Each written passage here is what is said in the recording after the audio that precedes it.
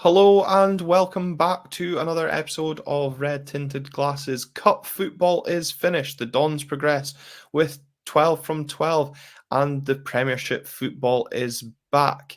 It's an action-packed show this week as we look back on both wins over Airdrie and Dumbarton, react to that cup draw and look ahead to the start of the Premiership season as the Dons travel to Perth to face St Johnstone. And once again, I am joined by Phil Mayer in the co-host seat to look back at all the latest goings on. Phil, how are we? Yeah, good to be back after a Monday off. But yeah, like you said, quite a fair bit to try and hike through the night. Yeah, loads to get through. And I think before we do, we're just going to address a couple of comments that are being made around Callum's absence or the lack of Callum on recent shows. As has been documented before, it is because the fact that we've been recording recently on a Monday night and Callum works on a Monday. It's just the fact that the three of us can't get together on any other day of the week to bring you the podcast as soon as possible. We are potentially looking at doing a Tuesday night record live episodes over on our YouTube channel once the season begins.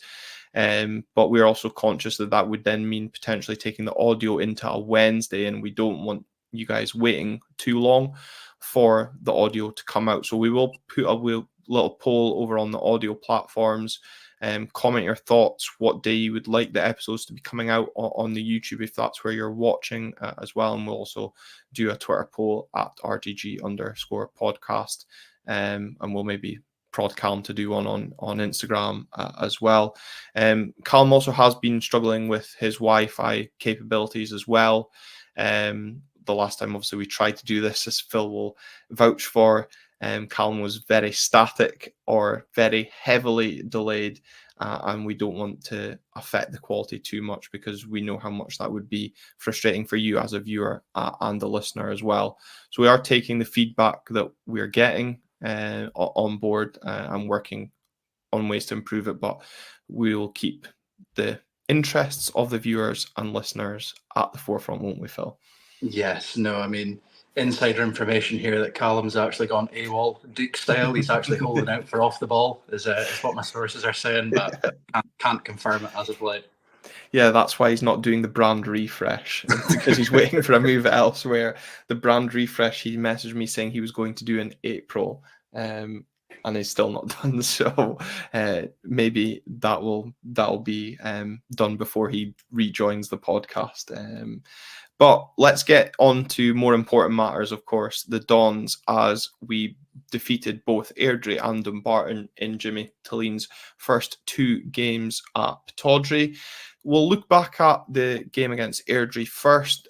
Speaking about positives and negatives from these two games, of course, we don't want to kind of deep dive too much into them. It's more so the Airdrie game as it's been and gone. What was for you the biggest negative from that Airdrie game, Phil? I think it's the same negative as everyone's had, and we're more than likely going to discuss it later on in the show. It was just that slow first half. And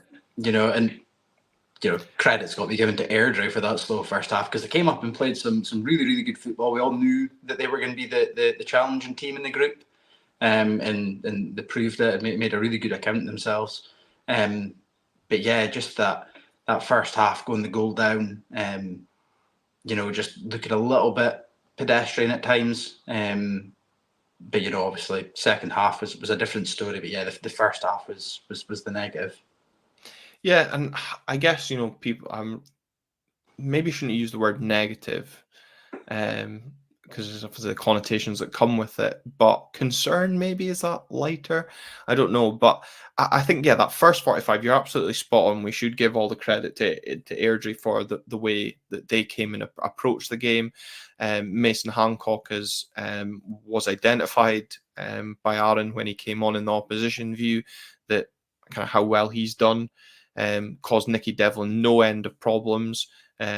And both Airdrie and Dumbarton, obviously, which we'll come on to, attacked down that right-hand side of Aberdeen with great effect. And both Devlin and Malloy, maybe those two teams in particular saw that as an area of weakness in the Aberdeen backline. But for all the work that Airdrie did in that first 45 minutes, it wasn't for the lack of chances that we created. We should have probably been more clinical in front of goal. But it's a problem that Aberdeen have had.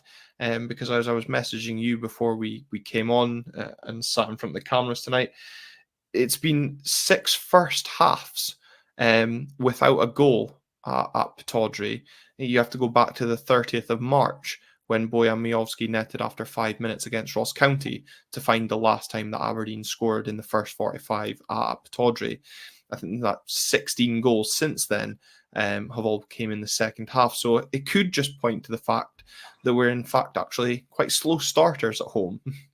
Yeah, I mean, I don't know if it's maybe just with the style of play that we're now adopting. We're a bit more direct, but we're not exactly we're not exactly sitting super high up off the start. I've noticed, especially against Airdrie, I felt like we were a bit deeper at times than compared to Queen of the South and East Kilbride. Obviously, the step up in opposition was maybe Jimmy's thinking and being a little bit deeper, but the double-edged sword to that is that last season, if we weren't scoring in the first half, it became a little bit of a worry because we just didn't really have that solution or adaptability going into the second half. And I think it's kind of a testament to Jimmy that we're actually in a position now where we do change things. So it's a concern, yeah, but not a massive one, just from how we've seen the reaction on the back of it. If it was a case of we're starting slow first half and grinding out 1-0 wins, you'd maybe be a bit like, ooh, this could be a bit awkward. But like I say, the thing I enjoy is just the fact that Jimmy's willing to find solutions and is a bit brave about finding them. Yeah, and he's not hesitating to make the changes to find those solutions as well. I'm sure other negatives folk will have had from that Airdrie game, of course, will have been the amount of seagulls present during the game. Good to see the Hawk back in attendance for the weekend's game against Dumbarton as well. My other slight kind of concern was Nielsen obviously picking up that booking early on and somehow escaping. I think I said at work, probably lucky to escape a red card for the booking. Had, of course, VAR been involved, I'm sure there would have definitely been a second look at that. But yeah, not shirking out of a challenge or two in the second half as well, walking that kind of tightrope. What's your thoughts on that? Because he is that player that is going to walk that tightrope for us this season. He is going to be that midfield enforcer, that prick in the midfield that you love to hate if you're an opposition fan and you're just delighted he's in your team if he plays for you. What's your thoughts on how he's performed in that game and Dumbarton as well? Yeah, I mean, I'm a bit like you. I'm surprised he stayed on the field against Airdrie because there was that challenge. I think we both I think I saw your tweet just after mine, where that one where he was about 15 seconds late. The ball after the elbow, he just crunches him, and I thought, "Oh my lord, how have you survived here?" But I suppose that's just the nature of his game. You kind of want a player like that in a way, obviously when he gets, if he gets sent off, when we're 0-0 in the 70th minute at Celtic Park and we go on to lose 2-0, then I'll be saying, God, that's the sort of man you don't want in a team. But you kind of need that kind of player, as much as it pains me to say it, that's where Brown was quite good in his spell at Aberdeen, as he kind of gave us that little bit of sort of bite in the middle. And it's sort of, I feel like a player like that kind of it oozes that sort of fighting confidence into the team a little bit. So yeah, I think it's the sort of midfielder we need, and it stops Shinnie from filling that role. At least they can alternate. Whoever's closest to a suspension can fill that role for a week.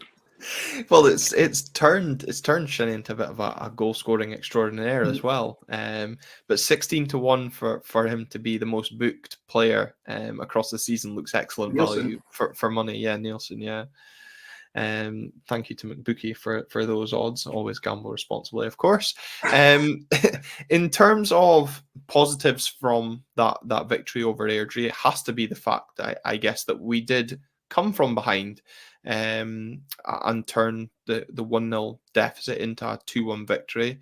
Obviously, we're not going to kind of touch on the booing at halftime that sounded very audible over the TV cameras, maybe just a more frustration at the performance more than anything else. But the second half was really encouraging, and I think the fact that we got the goals early on also benefited us massively as well. Yeah, definitely. Like I say, I think I've seen a few people speak about it on Twitter, and it's the one thing that's really stood out for me in Jimmy's post-match, where he's gone on about, we have to find a solution.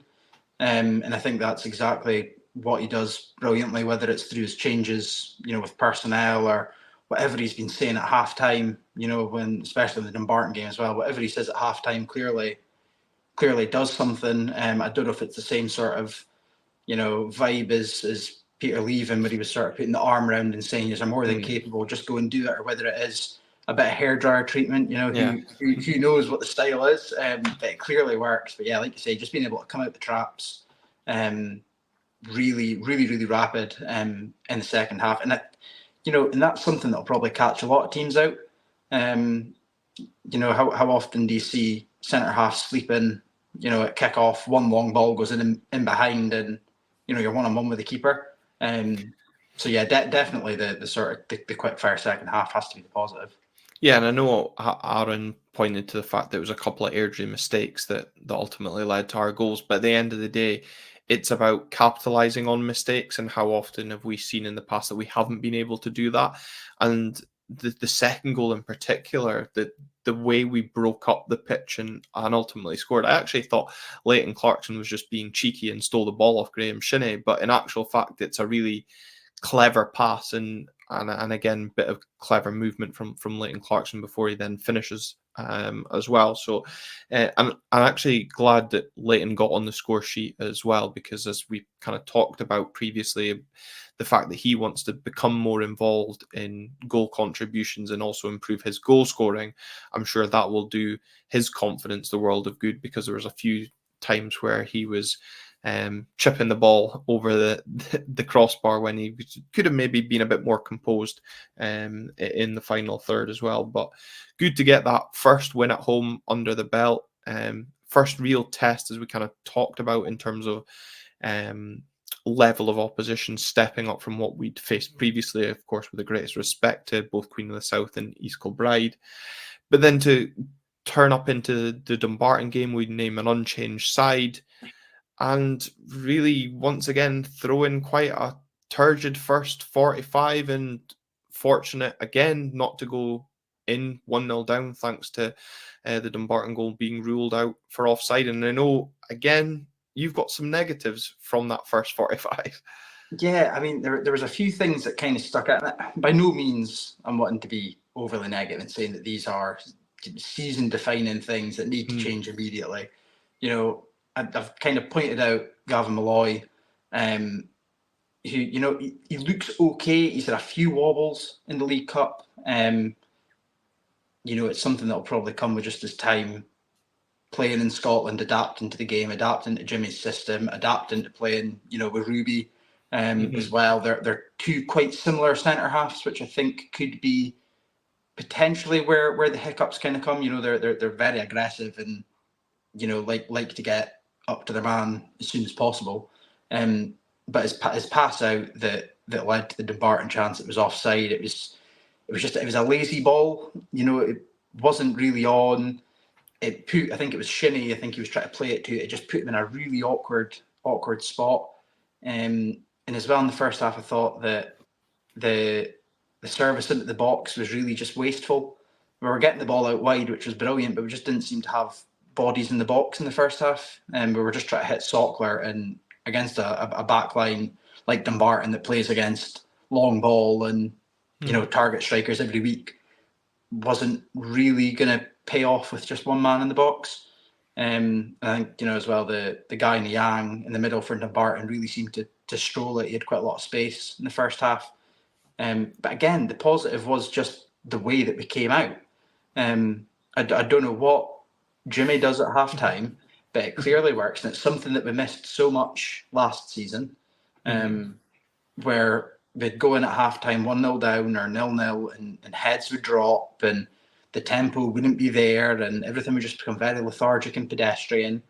But against Dumbarton, like I say, I mean, I thought we'll come out and we'll score a few, but wasn't expecting 6. I think that was the most we scored in a half in donkeys. I think someone said since 9-0 against somebody back in the 90s, I think.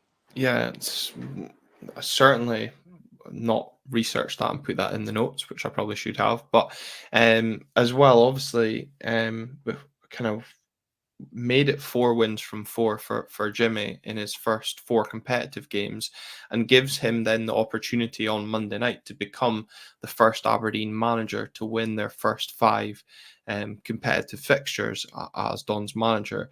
I know Ian Watson wants an asterisk next to that, given the level of opposition faced in the first 4 games, but you've got to be able to beat those teams in front of you. And I think, as a few people have pointed out as well, some of these games in that League Cup group stage would have potentially been banana skins, or ones that we would have failed to win under previous management anyway. And again, that second half, like the Airdrie game, gives us loads of positives going into the St Johnstone game. I love the fact that we're coming off a second 45, bouncing into the next game as fans, full of confidence. But it's not just fans that are going to be confident going into Monday night's game against St Johnstone, because it's individual performances I'm taking away from the weekend that is leaving me positive. You had Pat coming on, playing in the number 10, looked very good. Can tell he's benefited from that spell in Norway. Jack McKenzie, a player who I think I put down as our most underrated player for the 4-4-2 preview, scoring a brilliant goal and looking like he's going from strength to strength under Jimmy Tilleen. Peter Ambrose scoring his first goal. That's going to do him the world of good. Jimmy McGarry, a player that I know a few were then comparing to Mason Hancock after the last game. Again, getting on the score sheet, getting an assist, that's going to do his confidence the world of good. Esther Sokler, a player after Airdrie who was probably rightly, again, fans having their doubts on, especially when we had to look to the bench and bring on Bojan Miovski in that game against Airdrie, bags 2 goals, the first of which is an excellent finish, and I'm sure will do his confidence the world of good. And of course, to round off as well with firsts, Slobodan Rubezic getting his first Aberdeen goal as well from a set piece as well. So that Dante Polvara playbook coming into effect early on as the Dons get a set piece goal to round off the League Cup group stage campaign.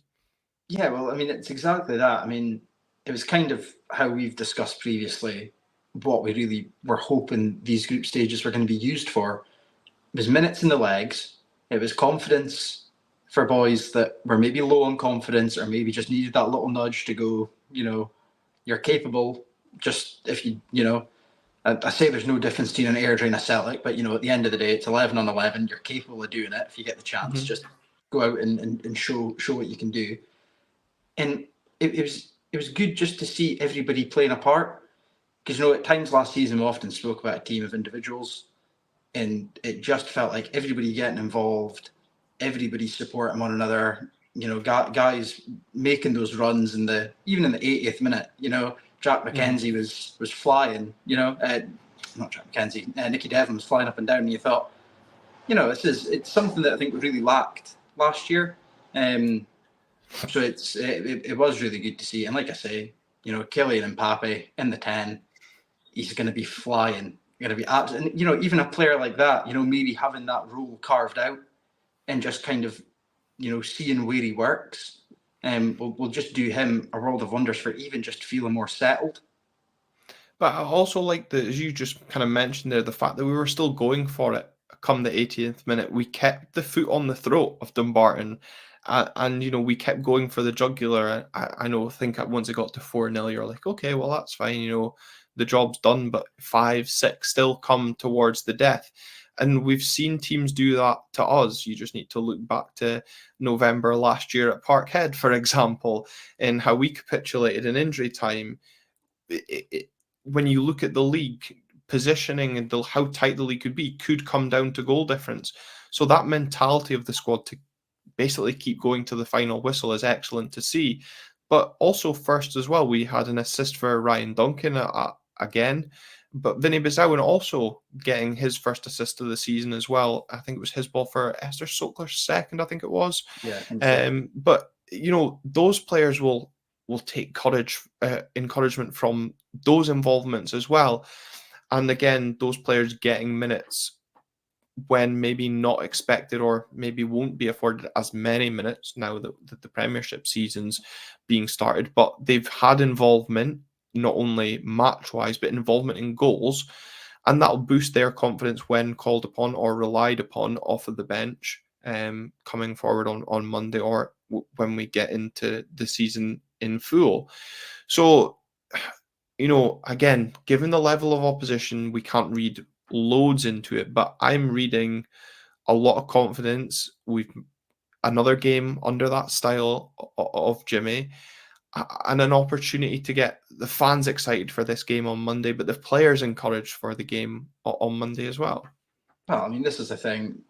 You can only play who's in front of you. I mean, I know we'll be wanting to put an asterisk next to Jimmy if he does win the 5, but you can only play who's in front of you. Hibs have evidenced that, getting beat off Kelty. We've evidenced that, getting beat off Darvel. It's even Monday's opponent St Johnstone lost to Alloa as well. So you can only play, and it's like I said, there's no difference in Airdrie and Celtic. You're playing 11 blokes on a pitch. It's who shows up on the day. Okay, Bernardo's probably a fair bit better than the boy Frizzell in the Airdrie midfield, although I thought he did play a stormer. But it's one of those things where players have to show up and they've got to get the job done. We could, none of us wanted us to go in and not take it serious, because that's when you will have slip-ups, and that's when the heads will drop. There'd be nothing worse going into Monday, getting beat 1-0 off Dumbarton, and then try to go to Perth on the opening game, already feeling a little bit like, oh Christ, okay, now we've really got to pull it out. Whereas now it's just a case of we've just got to keep doing what we're doing. We've got to keep going through the motions. We've got to just keep getting more reps in with his system, getting used to it, and just letting Jimmy do his thing. Like I say, I don't know what he's doing at half time, but if it's 0-0 in Perth, I'll be putting 4-0 on Aberdeen as full-time score. And those, that confidence and exuberance that we saw in that second half has also encouraged those final few tickets for Monday night's game to sell, and it's excellent to see a sold out away end for the first game of the season, given it's a Monday night, given it's live on telly. But it is a close game for a lot of us, school holidays as well, but still excellent backing that will be afforded to Jimmy and the Dons on Monday night. The reward, though, Phil, for topping Group A was another home tie in the League Cup. I know Callum's main take from the cup draw was the fact that he has another opportunity to get Lasagna Pie of the Month. But Queen's Park will be the visitors on the weekend of the 17th, 18th of August. Although I'm not quite sure what's going to happen, because at time of recording, Partick Thistle have lodged a complaint over their draw with Motherwell, and of course, if the game is replayed, which I know there's rumours about, they would have the potential, I think, to top the group if they turned out and won that game. So who knows what could still happen, but we'll talk on Queen's Park coming to Pittodrie. We've got to be happy with that draw. Yeah, it's one of those things, again, where we don't want to take anything for granted. Queen's Park have recruited above their station, as they have done in the past, and they've got a pretty decent team. But a team like Queen's Park at Pittodrie in around the 16, like you say, you couldn't really ask for much more. We could have been drawn a lot worse in Queen's Park. We could have ended up with another Premiership team at Pittodrie to try and contend with. So I think, again, and it'll be another game that's a good test for Jimmy. In the sort of midst of league competition as well, just keeping that competition level high will also do players the world of good. Yeah, as you said, they've recruited well. They've also got a very experienced manager in Callum Davidson as well. But lower league opposition at home at this stage in the cup competition, you really can't complain. More so as well when it's the first time in 19 years that all 12 Premiership clubs have reached the last 16 of the League Cup. So to manage to avoid one of your fellow league teams is good going, and lower league opposition, as we said, at home can't be sniffed at, and a excellent opportunity to get us into the quarterfinals. That takes us then on to predictions for the season ahead, Phil. We tweeted out, for those again of you that follow us on Twitter at RTG_podcast. Ahead of our recording, we wanted to know your thoughts on our final league position, League Cup performance, Scottish Cup performance, top goal scorer, player of the year, young player of the year, and who you may think is our best signing. Loads of you have responded. A lot of you have kind of responded with the similar sort of positioning. But Phil, what do you have down for our final league position?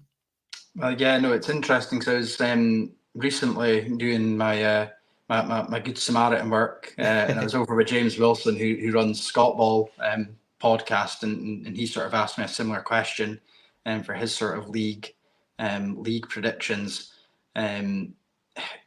My heart wants to say third, and that we'll get close to splitting, not close to splitting, but closing the gap on the top two.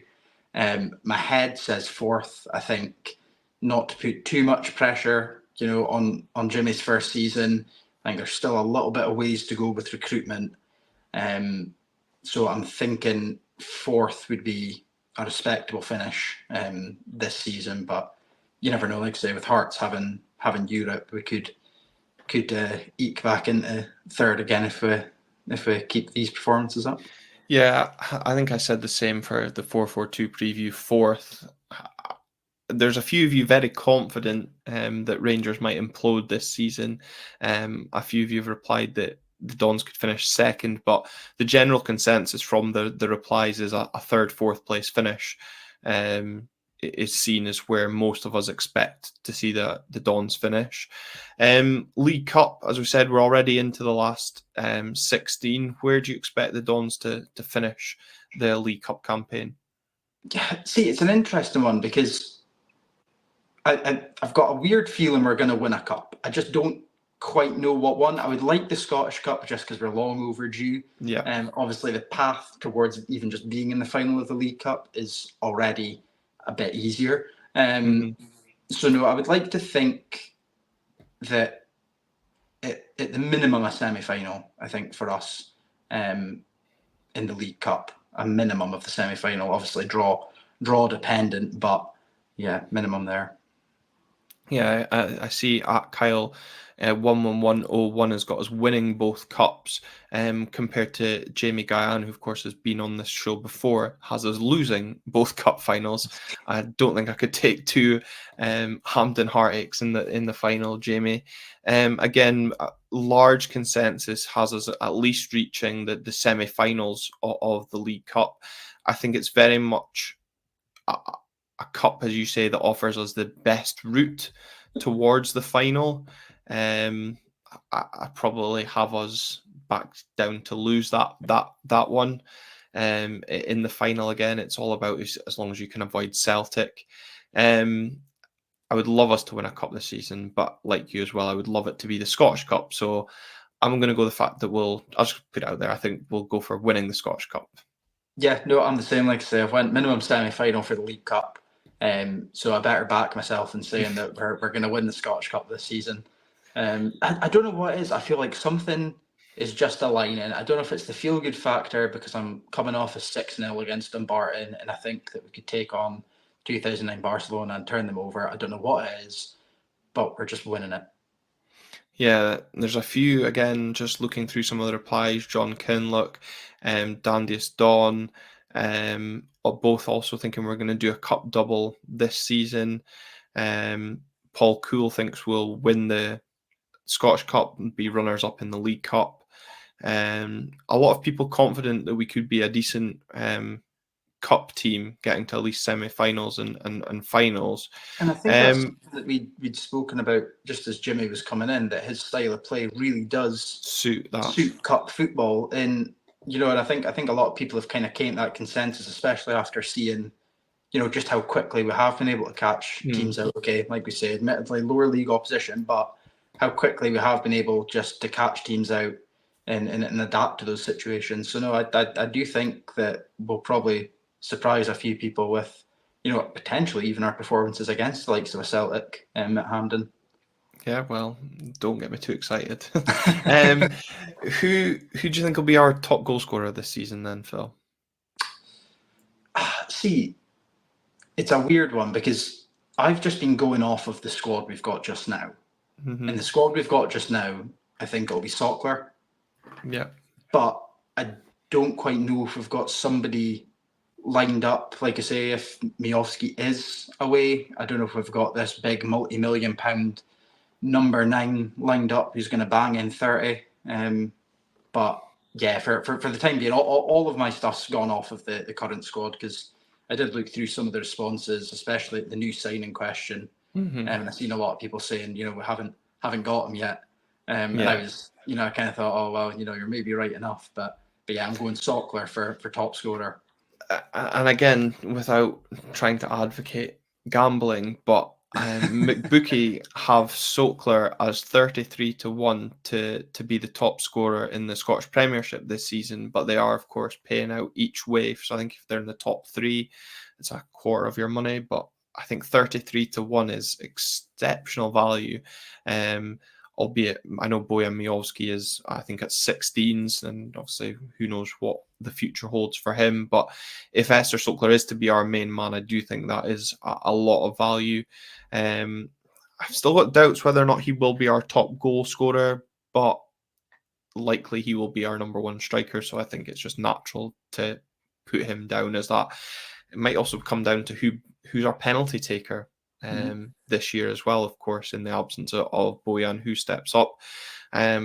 Knowing from his comments, of course, at Player of the Year last year, I'm sure Jamie McGrath will want to be at the forefront of that conversation to add to his goal tally, and is possibly why a few of you in the replies have put down Jamie McGrath as who you think will be top goal scorer.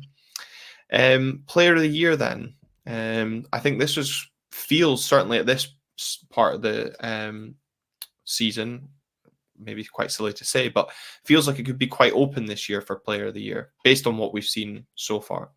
Yeah, I mean, I'm torn between two. After the sort of start we've had and just sort of trying to work out and predict how their role's going to be under Jimmy. And I've gone for it either being Jack McKenzie getting a step up from young player to Player of the Year, or just with the fact that he's adding that attack inside to his game as well, is Graham Shinney. As that sort of leader in the middle. I just think Nielsen giving him that freedom to get forward a bit more and not carry as much weight. I think we'll see him really, go back to the Shinney of old before he went off after the first stint.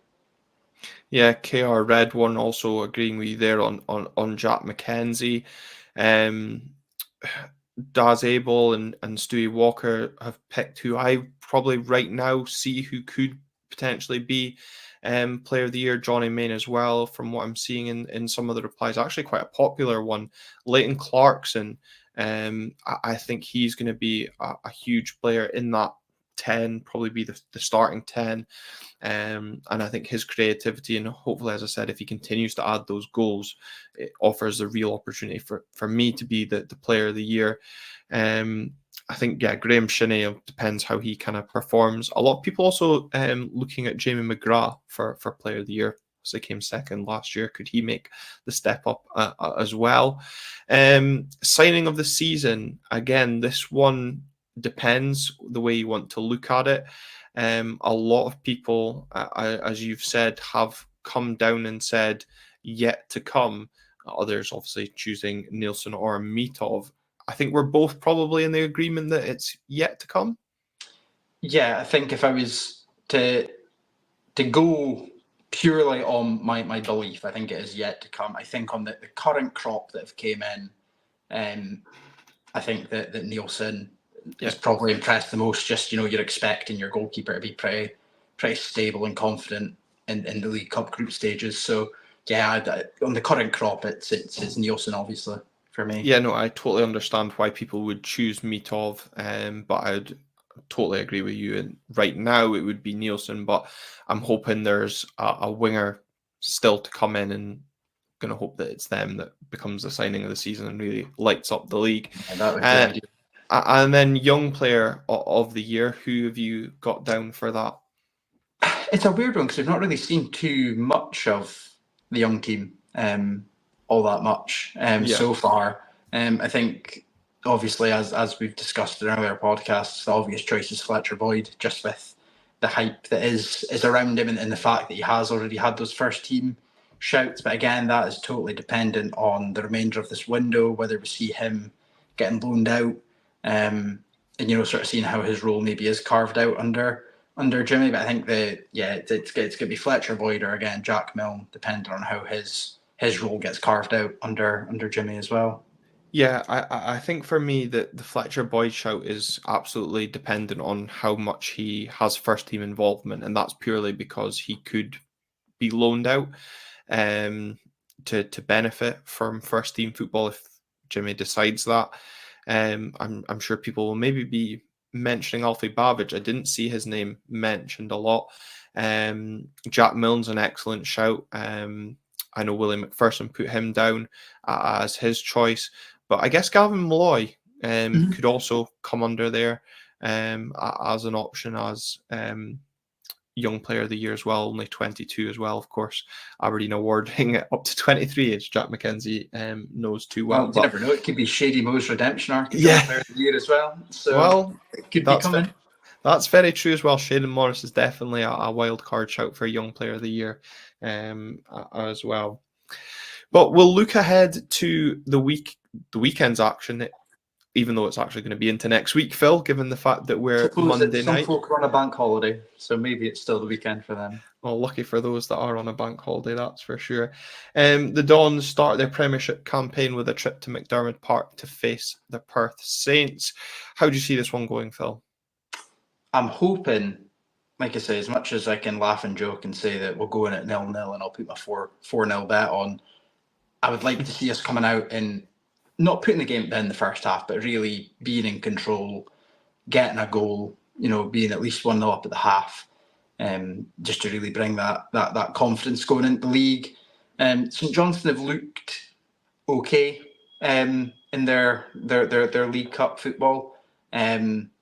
Nothing too much that's really worrying me compared to the crop of players we've currently got.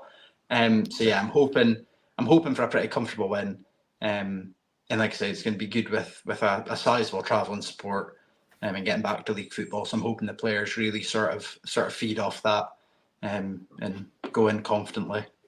I mean, Aberdeen St Johnstone games, I should say, are never games that many fans look forward to. They're normally turgid affairs, normally under 2.5 goals scored, but certainly won't be touching that market this Monday coming, given what we've seen so far, certainly from an Aberdeen point of view. But this Monday night feels different, and I think it's that kind of unknown or excitement that we've seen from an Aberdeen side. I am cautious given the opposition manager that we're coming up against in Craig Levein, known for his very defensive football. St Johnstone known to be a stuffy team and making themselves hard to beat. But this provides us with an excellent opportunity to start the season with 3 points and build into 2 home games coming up against both St Mirren and Kilmarnock. 3 home games in a row. It will be in August after the St Johnstone game now because of the League Cup draw. So a real opportunity to keep that winning feeling going, that momentum and energy behind the team just now. I am slightly, concerned about our defence up against a pacey St Johnstone attack and maybe what they could look at exploiting. But equally, it's a new St Johnstone backline, and we've got pacey wingers of our own that could look to exploit that. A striker in Esther Sokler who's scored a double against Dumbarton, so will be going in full of confidence. But more importantly, Phil, we've actually got a midfield that's got a bit of bite about them, as we spoke about kind of more at the top of the show. And normally, when me and Callum were doing these shows last couple of seasons, it's always been that midfield battle that proves key to winning games in the Scottish Premiership. And I finally feel confident we can do that, not only on Monday night, but for large parts of the season with that midfield combination we've got at present.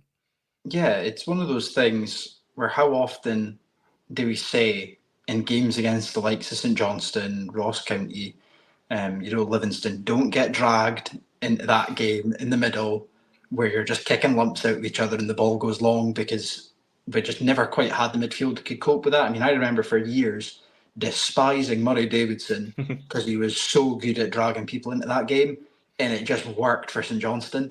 And I think like you say, now we've finally got that little bit in the midfield where if they do want to make it scrappy, we can kind of go with that.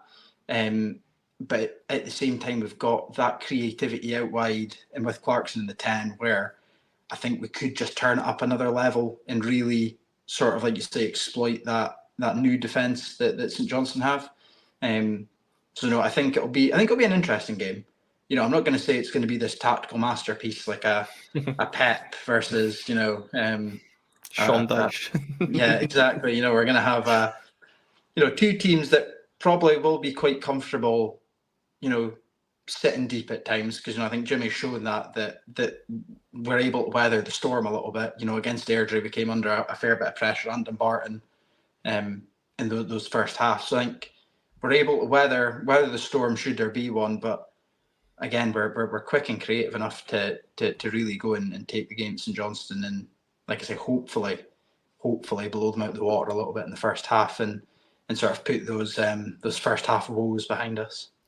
Yeah, absolutely. Hopefully we come out the blocks firing, but hopefully those that are travelling from Aberdeen and north of Perth get to the game okay, because of course the Friarton Bridge has a contraflow system in place starting today for I think 10 days, 30-mile-an-hour speed restriction. So if you are listening us on the way down the road, maybe you're diverting via Forfar into Cooper Angus into Perth as well. So always good to see roadworks being planned right at the start of the season when there's going to be loads of people travelling as well. But ahead of the game on Monday night, I even caught up with Blair, a St Johnstone fan, to hear a St Johnstone perspective on Monday night's game. Welcome along to Red Tinted Glasses. Pleasure to get you on the show. How are you doing this evening? Very well, thank you. How are you? Yeah, good. Thank you very much. And thank you very much for agreeing to come on to the opposition view, giving us an insight into this week's opposition, which is, of course, St Johnstone, as the Dons look to get their league season underway, hopefully with 3 points when they travel to Perth on Monday night in the 8 o'clock kickoff on Sky Sports. Blair, it's been an interesting summer for St Johnstone, not just because, of course, there's been new signings, which I'm sure we'll get into as well, but there's been a change of ownership as well. What's the off-season been like for the Perth Saints this season? Quite busy, as you can imagine. At the end of last season, we had about, I think, 15 players or 16 players out of contract, and maybe only 4 or 5 off the top of my head renewed / stayed on. So a big turnover of players in the summer. As for the ownership, it's been well documented that Jeff's been there for 36, 37 years, and he's not getting any younger. So the club's been up for sale, I think, for the last year and a half, and he's finally found a suitable buyer in a man called Adam Webb from Atlanta, who's going to take us forward. How do the fans feel about that change of ownership? Obviously, as you say, Atlanta maybe knows Dave Cormack as well, but Jeff Brown's been a constant for a whole generation of Saints fans. Is there a bit of nervousness around the change of ownership, or everyone excited? I think when the club was first put up for sale, everyone was a bit apprehensive and a bit nervous about it because, well, me myself, I've never known a St Johnstone without Jeff Brown or any Brown. Yeah. So it was a bit sort of, oh, where do we go from here? But Adam Webbs came in and spoke very well. You kind of believe every word he says because Jeff wouldn't sell to, just any randomer. So I trust Jeff's judgment on it. As for knowing Dave Cormack, I think he was actually asked by Tyrone Smith in his press conference if he knows Dave, and he said he didn't, but he's looking forward to sort of liaising and getting to know him, I think. Yeah, well, I'm sure they'll get to know each other on Monday night, because Monday night's game as well is a celebration for Jeff. I think we spoke before we started the recording that there's a stand being named after Jeff, and there's a lot of tickets being sold for this game. I know maybe some given out to local communities, similarly like what Aberdeen do, but should be quite a good crowd ahead of Monday night's game. Obviously a sold out away end as well. Yeah, well, I think the away end totals about 2,700, so that's a very good Aberdeen support coming down, as it should be, to be honest. I know it's a Monday night and it's live on the telly, but it's only an hour and a half down the road, isn't it? So, but very good support coming down.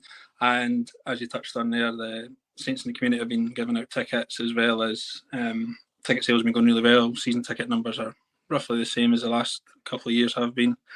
So yeah, it should be a big crowd and a good special night for a special man. Yeah, and hopefully ruined by the result from your perspective anyway. There's obviously on the pitch, there's been changes as well.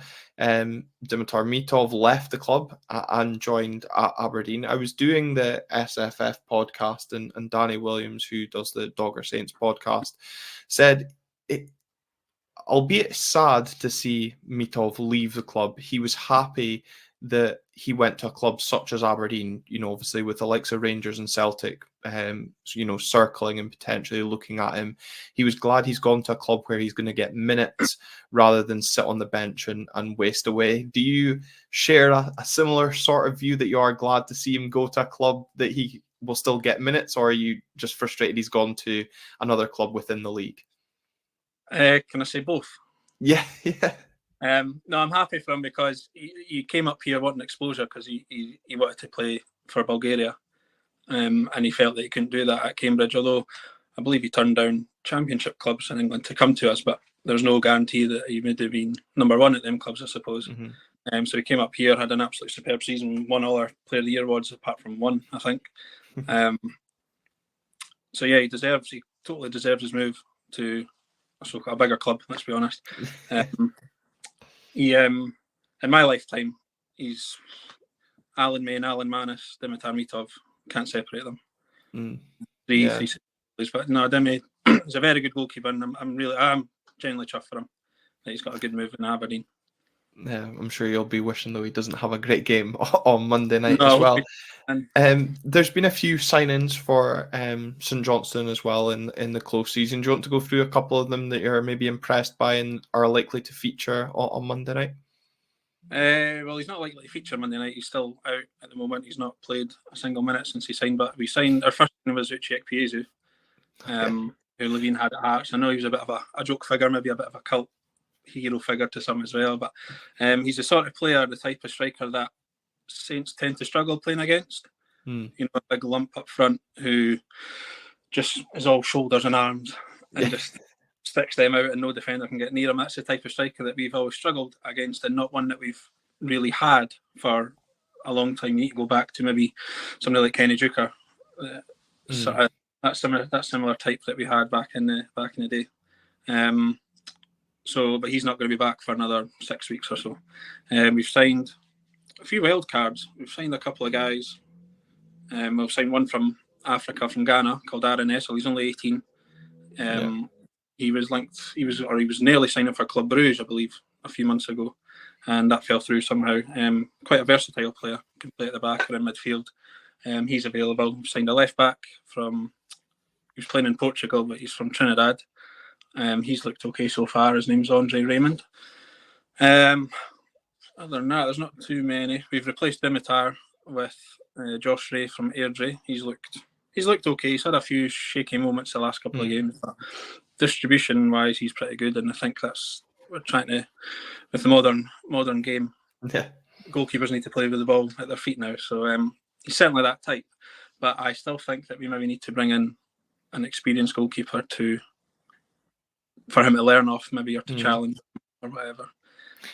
Also, 2 young goalkeepers that could do with going out on loan as well. So. And how do you feel going into another season with Craig Levein at the helm? I know he's maybe a figure that divides the St Johnstone support. I think, there's a lot of talk that Andy Kirk does a lot of the training ground work. So how much control or say, or I guess who's really in control of the day-to-day, and when it then comes to Saturday, how much has Craig seen through the week? What's your thoughts on Craig Levein? I like Craig Levein as a person. I think he's very down to earth, quite funny, and like you touched on there, Andy Kirk does the day-to-day stuff. I think on the training ground, Craig Levein just kind of stands at the side and watches and oversees things. Might jump in every now and then. I think Andy Kirk has a lot more say than what most assistant managers would. That's just my opinion from the outside looking in.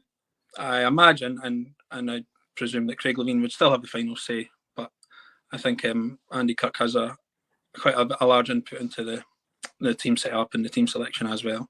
But as for going ahead, I don't think we can keep sacking managers. We've never been a sacking club. Only the last 2 that have been sacked. That's the first 2 we've sacked in 20 years. Callum Davis and Steve McLean, 2 club legends. It was a sad way that things ended with both of them, but we can't just keep, like you see it over at Hibs, how they keep sacking manager, and there's just no continuity, or you can't get things going if you keep sacking managers. So we'll see how it goes. We still need to sign 2 or 3, maybe 4 experienced players, I would say. And then once the transfer window closes and he gets a few games, and then we'll see where we are. But no, I don't. You can't keep sacking managers. And I know obviously there's a lot of talk around Stevie May's future at the club. Would you be disappointed for Saints letting him go between now and the close of the transfer window? Yes, I would. I don't know if that's just bias, because he's obviously a club legend and he's loved, but he's still got a role to play in the squad for me. There's probably half a dozen I would get rid of before him, but he is maybe one of the higher earners, and with all we've signed, obviously Uche Ekpiezu, and we've got the 2 strikers we signed in January, and Adama Sidibe and Benjamin Kimpioka, who are in the management team's eyes ahead of him in the pecking order. So if we do need to strengthen elsewhere in the squad. So if it means that somebody like Stephen has to leave, then unfortunately that will be the case. But no, I'd be sad. Definitely will be sad to see him go. It's a bit of a club legend, but also I guess a decent option off the bench if, as you mentioned, Kimpioka and Sidibe aren't working, and a bit versatile for like you say, kind of like for a club like yourselves, offering options out wide as well as up top. Yeah, well, that's the thing. A club our size needs to have versatility throughout the squad. We should probably have 5, 6, 7 players who can play 2, 3 different positions, and Stevie does offer that, because he can fill it out wide. I'd actually say his best role at this stage of his career would be just off the striker, just behind the striker. I think he's got a lot to offer there, because he runs all day for you, press, try to put in a tackle, but he is probably, his days of playing centre forward are probably behind him, unless he's maybe in a 2 with somebody like Ekpiezu, to be fair. But I still think he's got a role to play, but the manager doesn't see it like that. So no, it's always funny how the fans see it completely different to how the manager sees it, isn't it? The League Cup campaign, like ourselves, you have progressed through to the next round.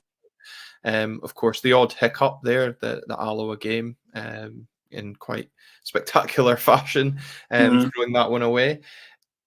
What was the League Cup campaign like for yourselves? Obviously, as I said, lost to Alloa. Is it viewed like yourselves up here as glorified pre-season games? No, because of our recent success in the cup competitions. We're now serial winners, so Yeah. No, we go out. Fans, no, we want to go out and we treat it like a cup tie. We tend to take decent supports to wherever we go. At this stage of the season, we had a good crowd down at Alloa and a good crowd up at Brecon. Unfortunately, the team let us down at Alloa that day. I think the management team let us down in terms of he changed the team about a bit, played a few younger guys, whereas I think we should have maybe tried to play the strongest team and get the points, and then maybe fiddle about with it at the East Fife game. But no.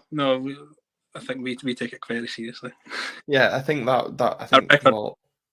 Yeah, exactly. Your record in cup competition isn't to be sniffed at. But I think that is something that we've seen this season with Jimmy Tulline. He's very much taken the competition seriously. Yes, we rung the changes for the East Kilbride game, but we still saw them off with ease.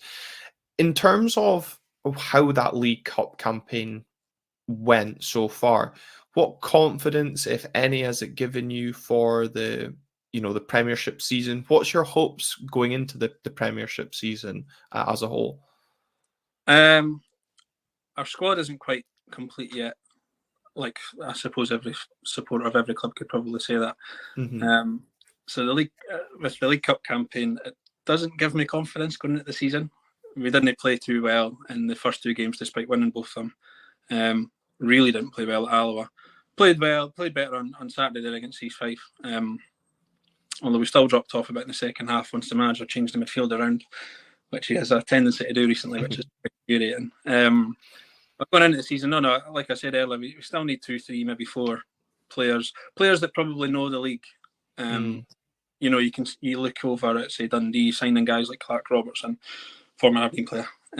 Last season they signed Joe Shaughnessy. So that's the sort of signs that Tommy Wright used to make. He was Saints manager, and it kind of, a record under Tommy in the league was very, very, very impressive. And that's the sort of signings that we kind of need to make now, I think, going into the season. Our strengths probably up front with Kimpioka and Sidibe. They've got a very chaos factor about them. They're both really fast, both okay on the ball. Benji maybe a bit better than Adama. But I don't think either of them know what they're going to do next when they get the ball. But it seems to come off. But we still need to strengthen in midfield and at the back probably, and maybe an experienced goalkeeper. In terms of the league and kind of how you might fare in the league going forward, is it important to you come Monday night that 3 points, given the kind of start to the season you guys have got? You've got ourselves followed by Kilmarnock, Rangers, and then Dundee United. 4 really big games for St Johnstone. Are you looking at Monday as almost trying to get off to that build a platform? Because I know in previous seasons where it's been that slow start, you've kind of been behind the 8 ball at the end of August almost. Yeah, it'd be good to start with a win, definitely. It's very important. Because like you say, we have started slow the past few seasons, and then we've never really got going until, say, October. I remember the last time we maybe won an opening league game this season. Really can't remember. 10 years or something. I don't know. Honestly, it's been donk since we last won on opening day off the top of my head. We've not had a positive goal difference in the league for something like 4 years, which is a bit mental. So now it's really important that we start well. But hopefully get 1 or 2 signings in this week before then, just in hope that we can maybe get something. But Aberdeen, I think, look quite strong at the moment. Certainly better than last season. Yeah, well, I mean, we couldn't be much worse than last season. But I think it's interesting, given the start that you guys have versus the start that we have. We're looking at, obviously, Monday night followed by 2 home games as the perfect opportunity for us to really put some points on the board early on. And obviously, as you say, we're looking a little bit better. Before we come on to kind of Aberdeen, I want to speak from a St Johnstone point of view for the game itself. You've mentioned both Benji Kimpioka and Adama Sidibe. The former scored 5 goals in the last 3 games as well. They might not know what they're doing after that first touch, but surely for the likes of Kimpioka, that confidence of goals is going to benefit him looking ahead to Monday night. Yeah, definitely. He scored 3 last season after he came in January, and Sibibi got 5. So that's a decent return considering they were just new to the country, new to the style of football. But Benji has looked good this pre-season and League Cup group stage. We're playing against lesser opposition, granted, but he's sharper. He's looked a bit more sort of clever on the ball, more clever with the runs that he makes, holding the defender off, things like that. So it's like maybe the coaching staff have worked with him one-on-one, or maybe worked with the strikers as a whole. Give him a bit more coaching, just because it's a different style. He came back over from, he was playing in Sweden and he's playing in Switzerland. Yeah, and I think it's funny, like, because you mentioned that the pace that they both have, and also, as you said, caveating that against the fact that the goals have come against lesser opposition. We're kind of in the same camp with Esther Sokler. I'm happier that he's got a double at the weekend, boosting his confidence, but also, level of opposition does need to be taken into account. My one worry about your strike force versus our centre back pairing is the pace and how we deal with that pace. Rubezic, as we know from last season, can be a bit erratic. Gavin Malloy was struggling a little bit against Dumbarton. Angus MacDonald suspended for the weekend. Nicky Devlin, for me, during that League Cup games, has not really filled me with confidence down that right side, and that has certainly been an area both East Kilbride, Airdrie and Dumbarton attacked with confidence and looked to exploit. Thankfully for us, from what I've seen of St Johnstone, it's actually your right-hand side that looks more of an attacking threat. Kielton's the Israeli right back was impressive last season and looks again like he's picked up from where he left off. But from an Aberdeen point of view, again, the style of play we've seen under Jimmy so far has been moving the ball quick, long diagonals, trying to get in behind the defence, a lot of passing and move. Do you think that sort of kind of quick tempo that Aberdeen are going to come down with on Monday night could cause that Saints backline a lot of problems? Yes, definitely. That's we've tended to struggle with teams that play. Do you play with a higher press as well, perhaps? Yeah, it's been an extremely high press. Leighton Clarkson in behind Esther Sokler as well. I'm really excited for him this season. Well, in the past couple of seasons, teams have identified our backline as quite a weak link in terms of being on the ball. Mm-hmm. I think with your high press, if we try and play out for the back, I think that's where we'll come unstuck.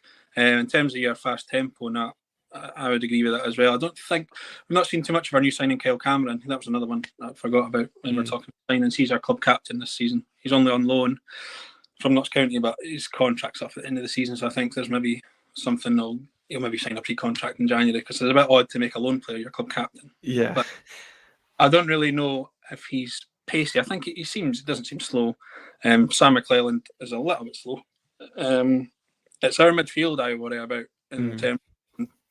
See, as soon as a team starts playing triangles around our midfield, that's where they kind of start looking a bit lost. And if that's the sort of style of play Aberdeen will have, then we'll struggle in that regard. But we need to have some sort of destroyer type in that midfield. And it's funny you've just mentioned that as well, because that destroyer type is what we've kind of signed in Sievert Helta Nielsen, who's kind of almost that bad bastard. I always kind of refer to Ian Black used to be that prick in somebody's team that everyone hated when they came up against, but you'd love to have them in your team. And we've kind of got that in Nielsen. It's given Shinnie a bit of more freedom in that midfield. So it'll be interesting to see if we look to dominate that midfield battle, pass it around you, as you say, and then give our wingers, Jaden Morris, Jamie McGrath, that more room to dominate against. As you say, it's a changed back line because you've lost Liam Gordon, Andy Considine retired as well, new goalkeeper. So it's a really new Saints back line certainly from us as Aberdeen fans are used to.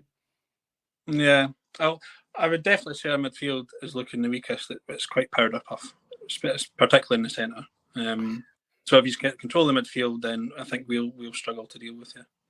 Well, normally it's powder puff would be a word that I would use to describe the Aberdeen midfield, but it's certainly not looking that way so far. But again, given the level of opposition we've faced, this will be the real kind of test and gauge for where we are under Jimmy Tilleen as he goes and attempts to be the first Aberdeen manager to win his first 5 competitive games, which will be kind of a real statement of intent. Again, I know people want to maybe caveat that with the level of opposition he's played in his first 4, but still an opportunity to make a bit of history come Monday night as well. Any other weaknesses you kind of fear, or any other areas that Aberdeen might offer that are concerning you ahead of Monday night, Blair? Depends if your manager's watching or not. Yeah. No, the rest of the team's maybe slightly more settled. If we play Graham Carey and Dre Wright on the wings, that's where they're both at their most dangerous, and both defensively do a job as well. I'll maybe touch on the goalkeeper again. He's had a couple of shaky moments the last 2 games, really 2 shaky moments at Alloa, and then it was his error that led to East Fife's goal on Saturday. He's maybe an area of weakness as well, but I don't know. You never know. It could be one of those that the players rise to the occasion under the lights and the TV cameras as well on Monday. But first game of the season nerves, I'm sure there'll be plenty from both an Aberdeen perspective and a St Johnstone perspective. But Blair, I don't know about you. I'm just excited and glad that we've finally got the Premiership football back and a load of football coming up to look forward to. Yeah, very much looking forward to it. Hopefully we start with 3 points, though, because we never ever start with 3 points. Well, hopefully that tradition continues and the Dons can come back up from Perth with 3 points. But Blair, thank you very much for joining me on the Opposition View and giving us an insight into what has been going on in Perth over the summer and looking ahead to the game on Monday. Pleasure. It's going to be a special night. I'm looking forward to it. It will be a special night, and a reminder to those tuning into the episode, the game is live on Sky Sports. It's an 8 o'clock kickoff on Monday night. And thank you very much to those that have been tuning into this show on audio. Remember, that is the free way to listen to this show. You can join the channel as well over on YouTube. Subscribe, become a member on the show as well. If you've been watching here on YouTube, why not leave a like on the video and comment your thoughts below on the past 2 games that we've discussed on the show tonight, and of course the season opener on Monday. Until next time, we will be back on Tuesday with potentially a live episode reviewing the action from the Monday night and then looking ahead to the game coming up against St Mirren, the first home game of the season. So until then, thanks very much for tuning in to Red Tinted Glasses.